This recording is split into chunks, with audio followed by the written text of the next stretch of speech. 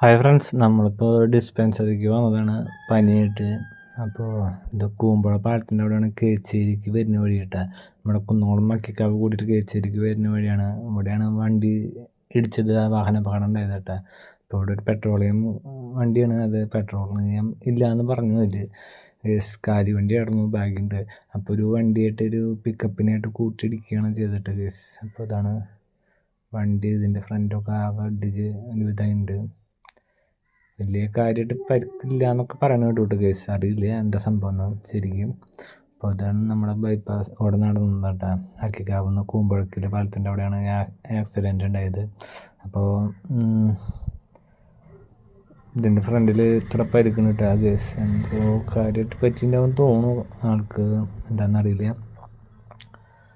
അപ്പോൾ ഈ വണ്ടി കണ്ടോ, പോസ്റ്റ് ഇടിച്ചിട്ടാണ് കേട്ടോ കേസ് നിൽക്കുന്നത്. പോസ്റ്റമ്മ നല്ല ഇടിച്ചിട്ടുണ്ട് കണ്ട, പോസ്റ്റൊക്കെ വളഞ്ഞു. ഇനിയിപ്പോൾ പോസ്റ്റ് മാറ്റണം. അപ്പോൾ ഈ ഏരിയയിലൊന്നും കറണ്ടില്ല.